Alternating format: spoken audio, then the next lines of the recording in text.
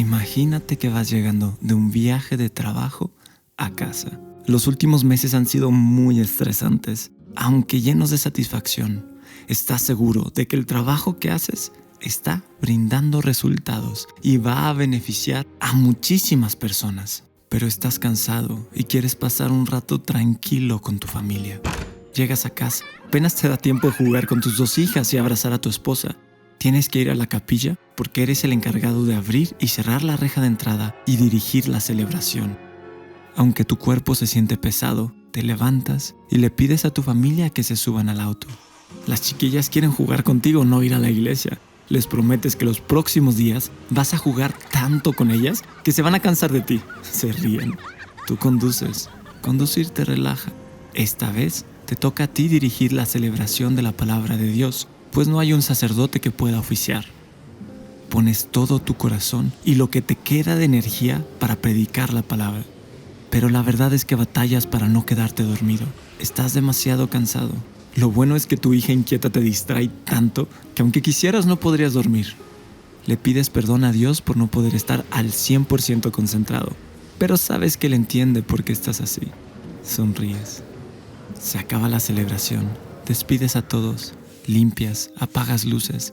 Tu hermano se quedó para ayudarte. Quiere platicar contigo, pero te ve tan cansado que te dice que te vayas al carro, que él se encarga de lo que hace falta. Normalmente dirías que no, que tú lo haces, pero estás tan cansado que accedes. Vas al carro, ahí te espera tu esposa y las niñas. Quisieras estar solo con ellas esta noche, pero tienes temas muy importantes que hablar con tu hermano. Ves a tu hermano que está cerrando la reja de la capilla. De reojo ves a un motociclista acercarse. Tal vez está perdido y quiere indicaciones. Tal vez es de una organización de la que eres parte.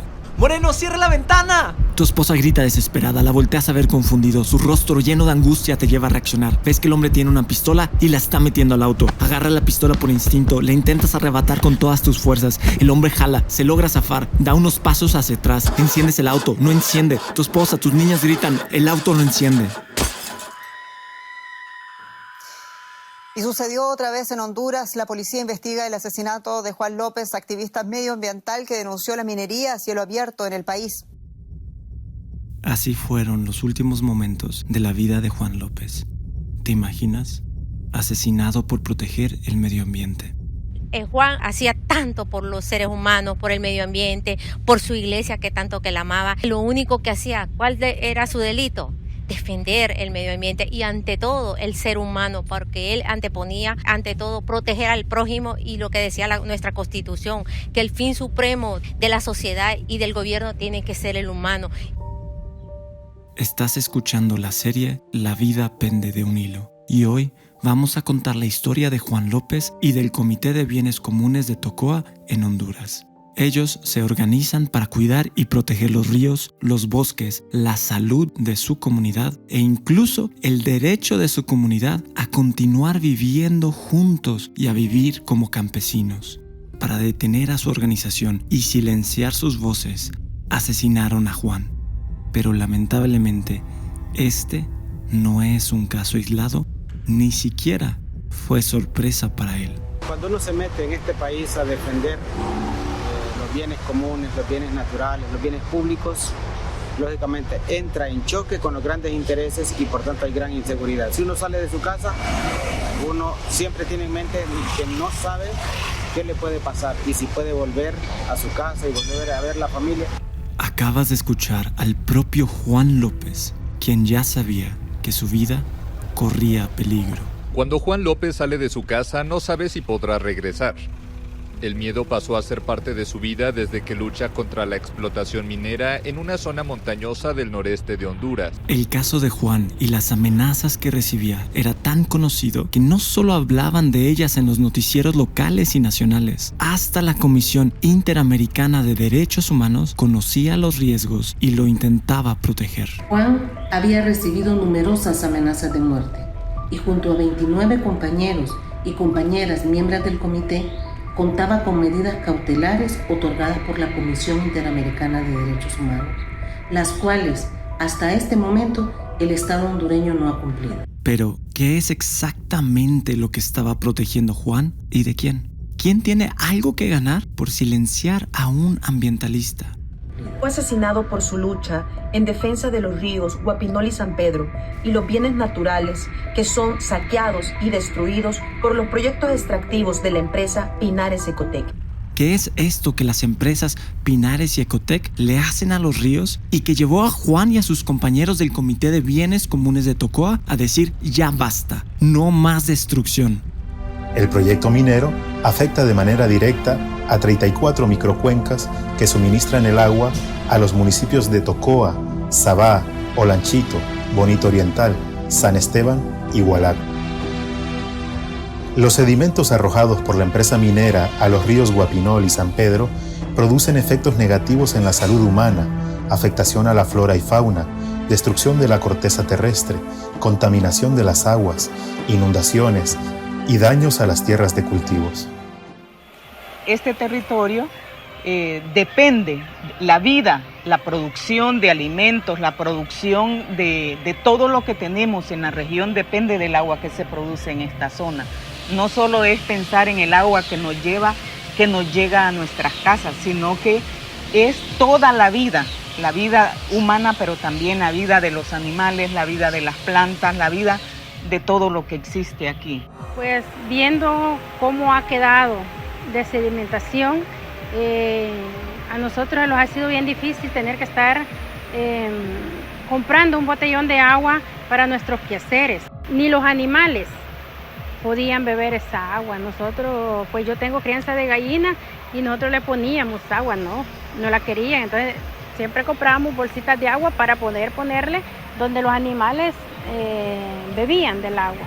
Aquí varios compañeros incluso hasta le presentaron síntomas de diarrea, vómito, los que tenían que usar de esta agua, porque no tenían cómo abastecer su familia comprando un botellón de agua. Si se baña, la piel se le perjudica, le salen, se daña la piel, le pueden salir granos, ronchas, diviesos, le puede salir sarpullido, le decimos nosotros. No podemos cocinar ni lavar. Se mueren los peces, se muere toda la vida acuática o mucha de la vida acuática, porque son grandes cantidades de sedimento que caen. Sabemos que Cuenca Abajo hay una afectación directa a las poblaciones por las contaminaciones que estábamos hablando de aguas subterráneas, por pérdida de suelo, como les mencionaba, hay una desertificación de los mismos suelos, entonces, ¿qué va a estar produciendo la gente? Hay afectaciones directas a la salud humana. Solo es de ir a revisar algunos archivos en el sur y sabemos que cada vez están saliendo muchas más afectaciones a la salud humana, temas de cáncer. Imagínense nosotros qué haríamos con ese río contaminado. Se nos seca o se contamina más de lo que está. Nuestra familia, va a ser difícil poder vivir en estas comunidades.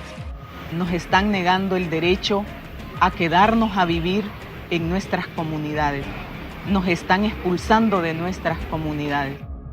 La migración es uno de los fenómenos fundamentales en este momento. Las comunidades en general, la juventud, familias enteras están migrando en este momento para Estados Unidos. Es una forma de despojo obligatoria. Claro, para Juan y su comunidad, la destrucción del bosque y la contaminación de los ríos no es un tema abstracto ni sentimental, en el que escuchan hablar de un río contaminado y dicen, la naturaleza es muy bonita, no hay que dañarla. Ni siquiera es un tema a largo plazo en el que se preguntan qué pasará con el mundo si seguimos destruyendo ríos y bosques y dañando el medio ambiente. Para ellos es un tema urgente y de supervivencia. Llega una minera. Sinceramente, algunas personas se alegran porque piensan que habrá más trabajo y dinero, pero poco a poco la calidad de vida de la mayoría de las personas disminuye. Ahora tienen que gastar dinero y tiempo comprando agua purificada. Ahora se enferman más seguido, sus cuerpos están más débiles y tienen que gastar más tiempo y dinero en medicamentos. La mayoría de las personas de la zona trabajan en el campo y claro que a algunas les gustaría un dinerito extra y tener una empresa gigante cerca no suena tan mal, pero poco a poco los ríos subterráneos se secan y dejan de cosechar tanto como lo hacían antes. Poco a poco, aunque se extraen recursos que valen miles de millones de dólares de su zona, ellos son cada vez más pobres, están cada vez más enfermos, más débiles y hasta hay menos personas porque muchos no aguantan y se van a la ciudad o migran al extranjero. Por eso, aquí nos enfrentamos a 4 problemas principales. El primero es que para muchos la relación entre el proyecto minero, las enfermedades y la pobreza no está tan clara, porque las personas no se enferman en el día en que abre la minera. Tal vez se tardan 1 o 2 o 3 o más años en enfermarse, o ni siquiera entienden que su enfermedad tiene algo que ver con la mina.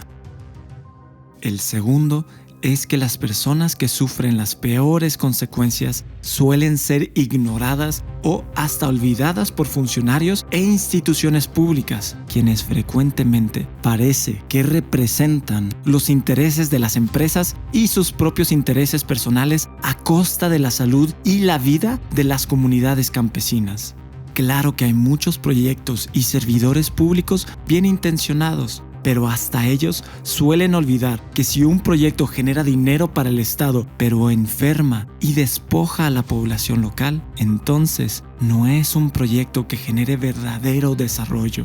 Sea porque los funcionarios y empresarios son motivados por ideas dañinas de progreso o por su propia avaricia, lo cierto es que las personas con poder se han acostumbrado a no escuchar a las poblaciones locales y muchas poblaciones afectadas no alzan la voz porque se han acostumbrado a ser ignoradas. El tercer problema al que nos enfrentamos es que cuando las personas no están organizadas, cada quien sufre las consecuencias de la mina y las solucionan como pueden de forma individual, comprando agua embotellada, aguantando las enfermedades o migrando.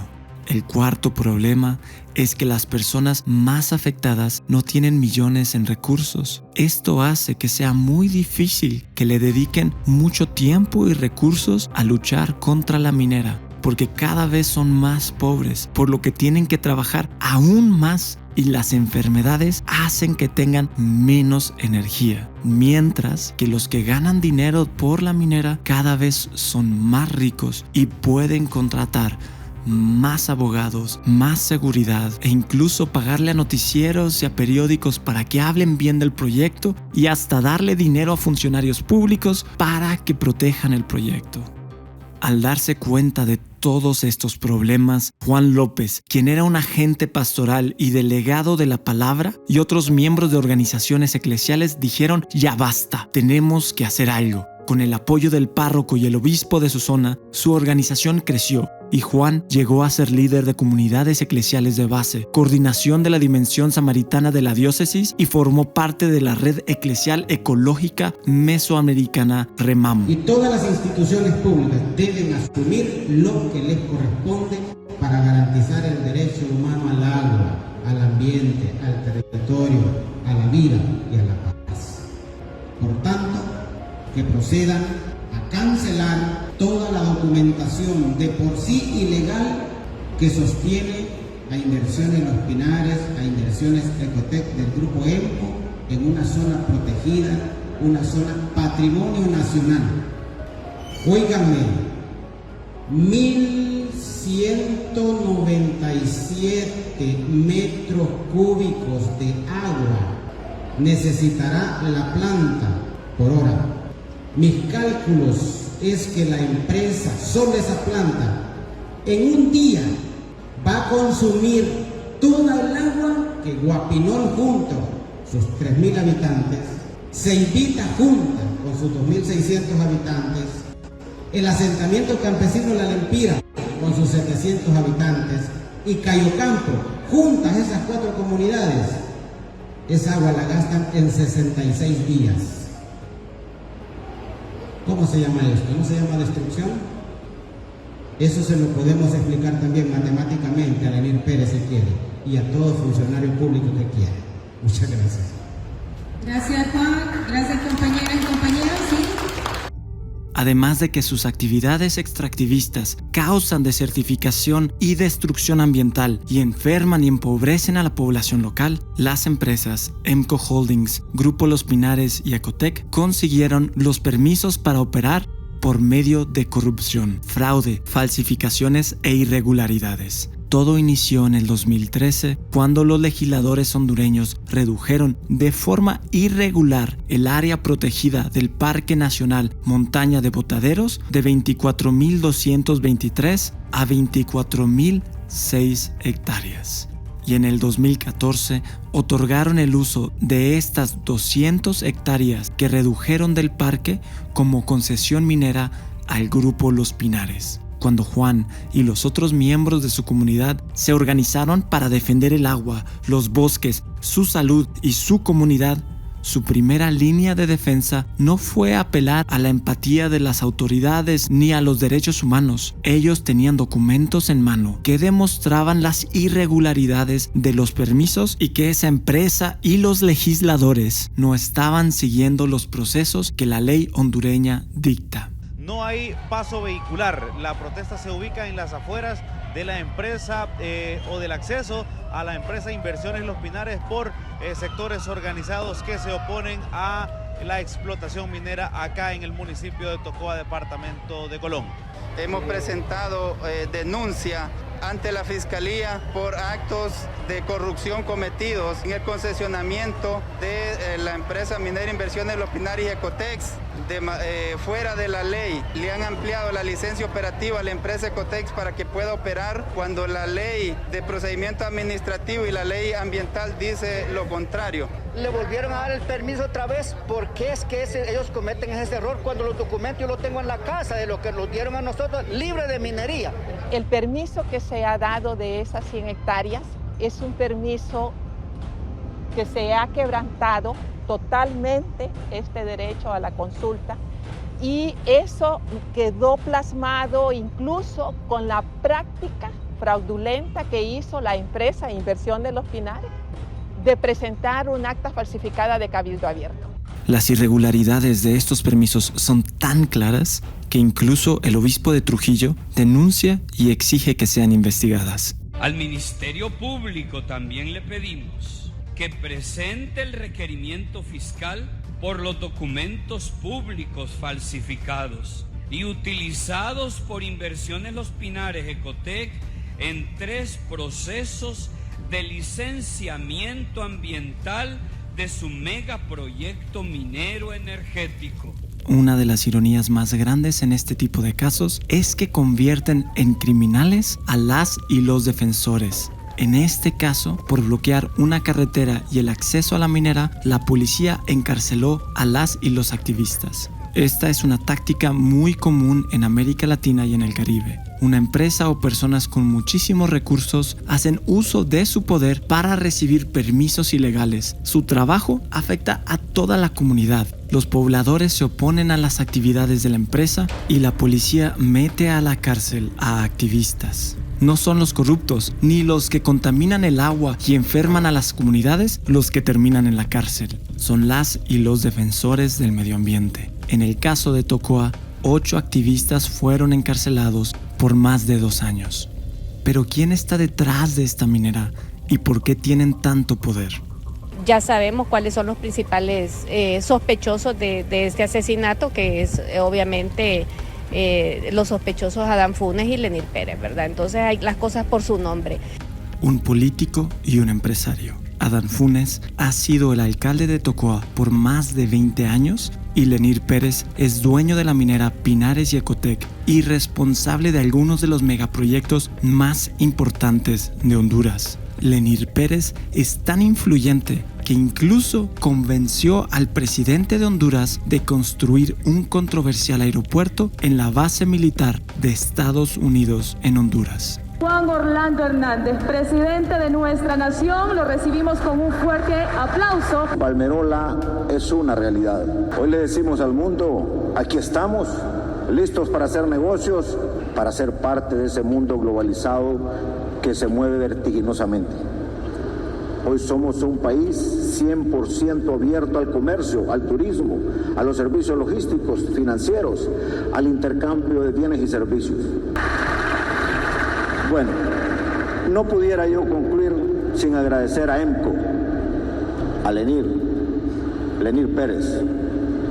Le decía al presidente Argueta ahorita porque lo bueno de decirle a Lenir vamos a hacer esto es que como él empuja, entonces eso es una garantía. Muchas gracias a todos y ánimo Honduras. Han sido las palabras del presidente de la República, Juan Orlando Hernández, dando por inaugurado esta terminal aérea del Aeropuerto Internacional de Palmerola. Continúa este evento importante de parte de don Lenir Pérez, el representante de ENCO, que es la empresa encargada de la construcción de esta terminal aérea, quien va a dar unas palabras de agradecimiento. Viene el presidente Hernández rascándose la cabeza y le dice al ministro Mata, que el ministro Mata lo conozco desde niño, y le dice, ¿será que este muchacho va a poder hacer el aeropuerto? Y mi esposa dice, vos tenés un arte, si no convences, confundimos. Entonces vengo yo y en la primera cita con el presidente lo dejé un poco rascando, preocupado. Bueno, entonces ya convencemos al presidente que no va a ser un elefante blanco, convenzo a Guillermo Hueso, que hoy no está aquí, que me ayude con los demás bancos, porque ¿cuál era el problema? Primero, embajadora, que los americanos no van a dejar que hagamos el aeropuerto, va a ser un elefante blanco. De casualidad conocí al coronel Steve Stanley y me dijo, esa base es de Honduras, no tenemos problema con trabajar aeropuerto en Múnich, ya trabajamos con ellos en Alemania y me abrió las puertas. Luego con la Fuerza Aérea Hondureña, con todo el mundo y logramos armar un grupo. Como ya te habrás dado cuenta, Lenir Pérez es uno de los empresarios más importantes de Honduras. Para poder operar, Lenir se relaciona con políticos locales como Adán Funes, ministros nacionales, distintos presidentes del país, el encargado de la base militar de Estados Unidos en Honduras y... Además de Funes, los militares entran en escena al haberse convertido en socios de Alutec, la principal empresa del conglomerado ENCO, propiedad del empresario Lenir Pérez y su esposa Ana Facusé. El proyecto minero de la empresa hondureña Los Pinares ha estado vinculada a los empresarios Lenir Pérez y Ana Facusé. Sin embargo, el verdadero poder detrás de este conflicto va más allá de las fronteras. Hasta el año 2023, la multinacional estadounidense Nucor Corporation, la mayor productora de acero de Estados Unidos, seguía manteniendo transacciones activas con Los Pinares, a pesar de que en 2019 aseguraron haberse desvinculado al vender su participación en el proyecto debido a los disturbios y la creciente violencia en la zona. ¿Se acuerdan? En 2020 revelamos una investigación junto al Centro Latinoamericano de Investigación Periodística y Univision Investiga sobre Nucor, esta poderosa socia tras bambalinas del proyecto minero en Los Pinares. Ahora, documentos oficiales muestran que hasta septiembre de 2023, Nucor mantenía cuentas pendientes por cobrar y pagar con Inversiones Los Pinares. Por ejemplo, en diciembre de 2022, Nucor debía $260,000 a Los Pinares, la minera hondureña. Pero esta también tenía una deuda a largo plazo con Nucor por $34 millones. En solo un año estas cifras aumentaron, lo que levantó bastantes dudas. Este es otro caso ejemplar de cómo las tragedias locales en nuestro continente usualmente están ligadas a intereses nacionales e internacionales y al sistema extractivista en el que vivimos. Una corporación internacional quiere recursos baratos, sin importar lo que tenga que suceder para conseguirlos. Una empresa nacional hace uso de todo su poder y recursos para obtener de forma irregular permisos para extraer estos recursos. La extracción provoca muchísimos problemas en la zona, pero ya sea porque el empresario da dinero directamente a los políticos o porque los hace inversionistas del proyecto o contrata a sus empresas para que ganen del proyecto, los políticos se movilizan para dar permisos y proteger el proyecto, aunque destruya a la naturaleza y a su comunidad. En cada caso los nombres cambian y los métodos varían un poco, pero son suficientemente similares como para que podamos reconocer el patrón. Los locales sufren, los políticos y empresarios nacionales ganan y las multinacionales se llevan los recursos. Pero la cosa se pone aún peor porque, como en casi todas las historias de América Latina, también entra en juego el crimen organizado. Se trata de un video en el que varios narcotraficantes revelan presuntos pagos a políticos de Honduras. Se ve a Funes negociando dinero con narcotraficantes para financiar la campaña del Partido Libre en 2013. El video, conocido como el narcovideo, muestra al alcalde junto a otros dirigentes políticos como Carlos Zelaya, cuñado de la presidenta Xiomara Castro, acordando el uso de $650,000 para la campaña política. Aunque Funes compareció ante la fiscalía la semana pasada, aseguró que el dinero nunca fue entregado. El propio Adán Funes, quien ha sido alcalde de Tocoa por más de 20 años, aceptó en Telenacional haber estado en esta reunión. Yo fui invitado. Vamos a mostrar el video en ese momento. Porque sí andaba buscando financiamiento. Sí. Para la campaña. Este escándalo le costó la carrera política al hermano del expresidente y cuñado de la actual presidenta de Honduras. Es Carlos Zelaya, el hermano del expresidente de Honduras, Mel Zelaya, a quien se le conoce como el comandante. La conversación se produce a finales de la campaña presidencial del Partido Libre, de la cual Zelaya era coordinador regional. La candidata del partido era Xiomara Castro, esposa de Manuel Mel Zelaya y hoy presidenta de Honduras. El encargado de hacer la oferta fue Davis Rivera, jefe de la banda de los Cachiros. Entonces, entre todos le ajustamos con $650,000. Zelaya renunció el sábado como diputado y secretario general del Congreso al admitir que estuvo en esta reunión y que existe un video. Pero Adán Funes parecía intocable. Por eso Juan tomó la oportunidad de este escándalo para exigir la renuncia del alcalde, a quien ya había acusado anteriormente de recibir dinero directamente de la minera y hacer negocio con ellos por medio de su empresa transportista. Además, Adán Funes había supervisado el encierro de los defensores del parque encarcelados por 2 años. Que renuncie voluntariamente porque sabe que hay una situación que no puede sostenerse en términos morales en el municipio. López, conocido por su activismo ambiental, fue asesinado a balazos el 14 de septiembre. Días antes había pedido la renuncia del alcalde tras la difusión de un video en el que se ve a Funes negociando dinero con narcotraficantes. Este modo de operar es muy común. Corporaciones, empresarios y políticos hacen negociaciones entre sí y con el crimen organizado. Los empresarios ofrecen negocio y beneficios a una pequeña parte de la población, dividiendo a las comunidades. Los políticos utilizan sus puestos para conseguir permisos, esconder o minimizar las afectaciones a la comunidad y utilizar el poder del Estado para convertir a las y los activistas en criminales. Y finalmente, cuando nada más funciona y las y los defensores se siguen organizando y alzando la voz, miembros del crimen organizado los amenazan o asesinan. Esta forma de actuar hace que los problemas parezcan locales. En las investigaciones se acusa a un par de personas que son los autores materiales, los que jalaron el gatillo, pero casi nunca se examina quiénes son los autores intelectuales o cuáles son las razones de fondo que motivan a algunos a quitarle la vida a estas y estos activistas. El supuesto sicario acusado de asesinar al ambientalista Juan Antonio López y sus 2 presuntos cómplices fueron remitidos a la cárcel de Támara ayer bajo el cargo de asesinato por orden de un juez de letras penal con competencia nacional. Los imputados son Oscar Alexis Guardado Alvarenga, de 27 años, alias Pita, Lenín Adonis Cruz Munguía, de 30, y Daniel Antonio Juárez Torres, alias McCoy, de 31 años. Las averiguaciones de la policía se indican a Guardado Alvarenga como la persona que disparó contra el ambientalista López. Las personas que presuntamente jalaron el gatillo y sus cómplices ya están presos. Pero los defensores del medio ambiente que trabajan con Juan, organizaciones internacionales defensoras de derechos humanos y la Iglesia Católica no están satisfechos, porque la justicia, en este caso, no solo es atrapar a los asesinos. La muerte de Juan era ya, como les decía, una muerte anunciada. Sabemos bien que lo asesinaron sicarios pagados a sueldo. En este caso, la Iglesia responsabiliza a don Adán Funes y a sus secuaces, que cobardemente le han quitado la vida.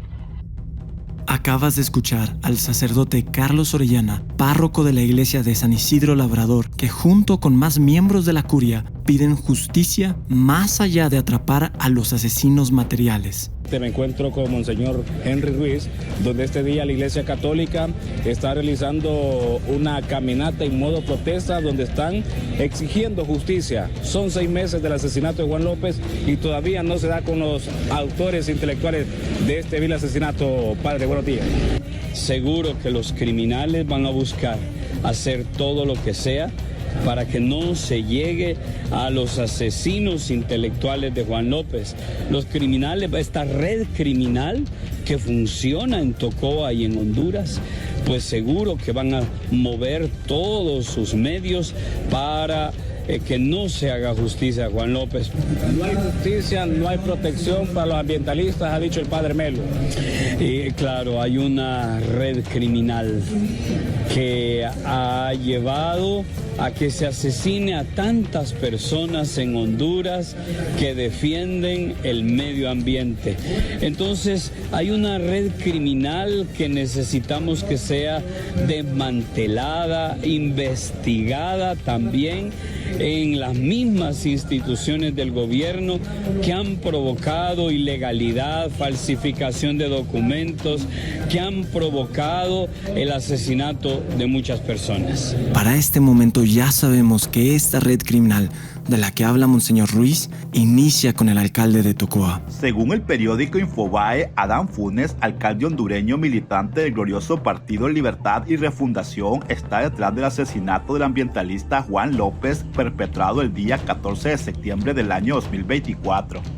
Según pruebas testimoniales y científicas recabadas por investigadores del país a cargo del expediente, estas pruebas ubican al alcalde Adán Funes en conversaciones con al menos uno de los 3 sicarios detenidos en octubre pasado como presuntos responsables del crimen. Después de 20 años de estar en el poder, el alcalde de Tocoa, Adán Funes, pues ha desistido de sus aspiraciones políticas como candidato, precandidato a alcalde por el Partido Libertad y Refundación en este municipio de Tocoa. Finalmente, gracias a la movilización de las comunidades, de organizaciones defensoras de derechos humanos y la iglesia que exigen justicia por el asesinato de Juan y al escándalo del narcovideo, Funes renunció a su carrera política.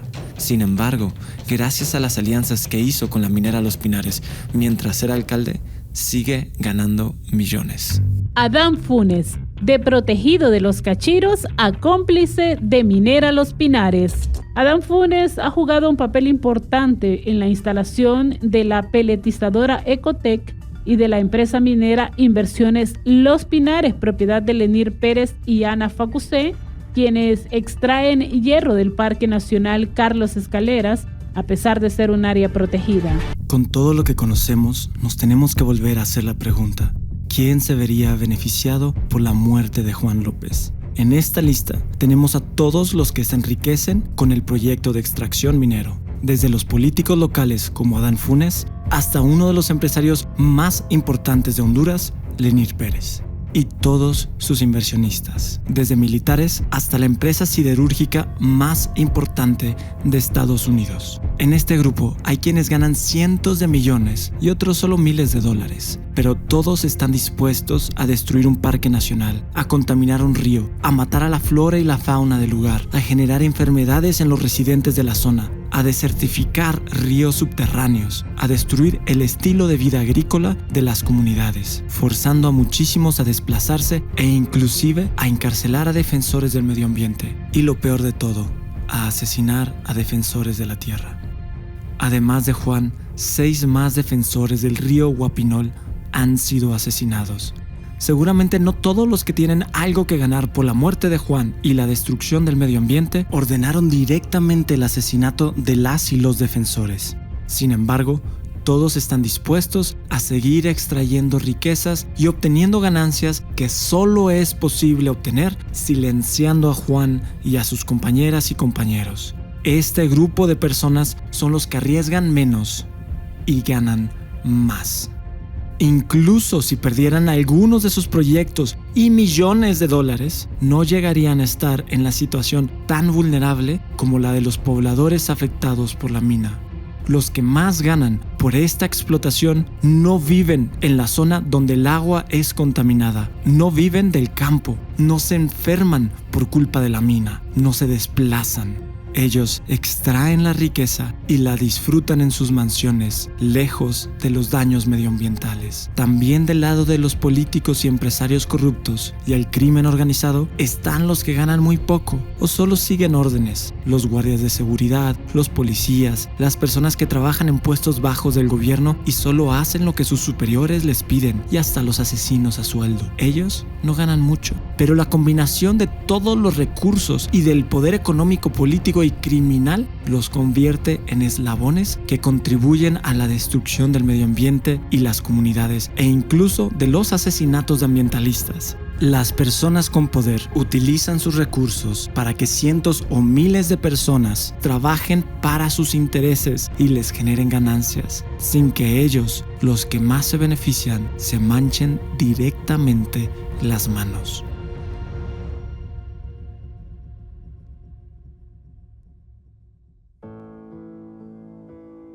Del otro lado de esta historia están los que defienden, no para obtener un beneficio personal, sino para proteger el medio ambiente, su estilo de vida y la salud de sus comunidades. Ellos son los que defienden lo básico para poder vivir, los recursos naturales con los cuales conviven y de los cuales viven. Por defender, los pueden matar. Por defender no ganan ni un centavo, gastan tiempo, esfuerzo y hasta les pueden arrebatar la vida. Junto a Juan, el Comité de Bienes Comunes de Tocoa y los habitantes de Tocoa están grupos de trabajo, organizaciones defensoras de derechos humanos internacionales y la misma Iglesia Católica, desde los sacerdotes y obispos locales hasta el CELAM, Consejo Episcopal Latinoamericano y Caribeño, y hasta el Papa Francisco. El Papa Francisco lamentó el domingo el asesinato del líder ambientalista hondureño Juan López. Francisco identificó a López como un delegado de la Palabra de Dios, coordinador de la Pastoral Social de la Diócesis de Trujillo y miembro fundador de la Pastoral de Ecología Integral en Honduras. Me uno al luto de esa iglesia y a la condena de toda forma de violencia.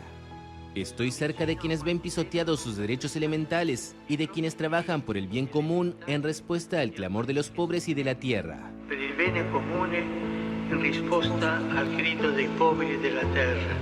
La Iglesia no solamente exige justicia en el caso de Juan y de las otras y otros defensores que fueron asesinados por su trabajo en la defensa de la vida y la naturaleza, como lo fueron Berta Cázares, Ocueli Domínguez, Reinaldo Domínguez, Emerson Martínez, Arnold Morazán, Jairo Bonilla, Omar Cruz, Juan Bautista, Antonio Silva, Víctor Vázquez, entre otros, sino que activamente denuncia al sistema y la cultura global que provoca estos problemas locales. Estas denuncias fueron parte fundamental del mensaje y la espiritualidad del Papa Francisco. Para defender los derechos humanos fundamentales hace falta coraje y determinación. Me refiero a oponerse activamente a la pobreza, a la desigualdad, a la falta de trabajo, de tierra, de vivienda, de derechos sociales y laborales. Piensen que muchas veces los derechos humanos fundamentales no son iguales para todos. Hay gente de primera, de segunda, de tercera y de descarte. No, tienen que ser iguales para todos. Existe una relación entre nuestra vida y la de nuestra madre, la tierra. El ambiente humano y el ambiente natural se degradan juntos.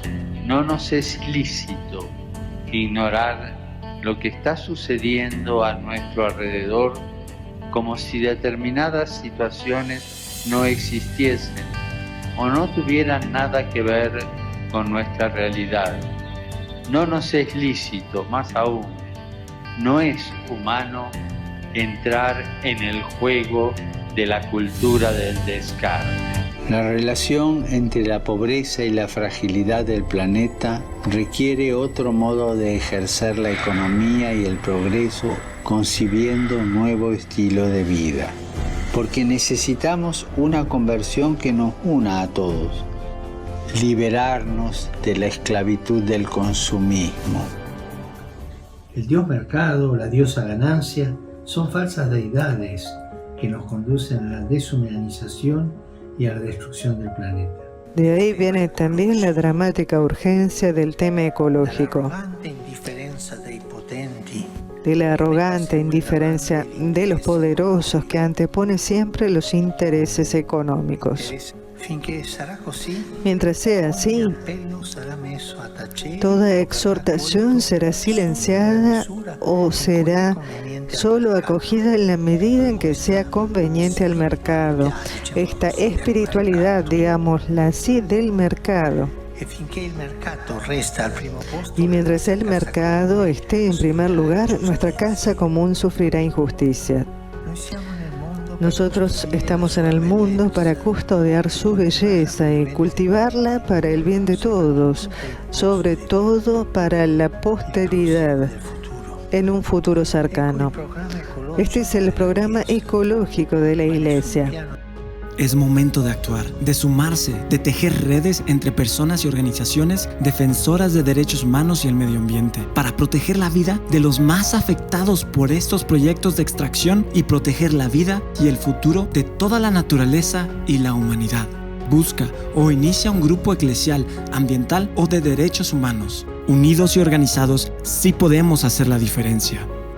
Entra a www.lavidapendedeunhilo.org. Conoce más sobre el caso de Juan y lo que puedes hacer para apoyar al Comité de Bienes Comunes de Tocoa en su lucha por la defensa de los ríos, la reserva ecológica y la salud de su comunidad, así como en su búsqueda de la justicia en el caso de Juan López y de las y los otros organizadores y activistas asesinados o encarcelados. En esta página podrás encontrar más casos similares y herramientas de organización y autoprotección, y compartir las historias o casos de defensa de derechos humanos, el territorio y el medio ambiente que conozcas. Síguenos en redes sociales como @lavidapendedeunhilo.com y escucha y comparte este podcast. Gracias por escucharnos. Este es un podcast del Centro para la Comunicación del CELAM, producido por Juan Diego Network, en el que participan miembros de las siguientes organizaciones: Plataforma por la Paz, Democracia y Derechos Humanos, la Comunidad de Protección Latinoamericano y el Centro de Programas y Redes de Acción Pastoral, CEPRAP del CELAM. Cuenta con el asesoramiento temático por el equipo operativo de la campaña Inspire AC, con la producción ejecutiva de José Manuel de Urquidi, guión, dirección, edición y narración de Bernardo de Urquidi, mezcla de Gerardo Carrillo. Gracias por escuchar.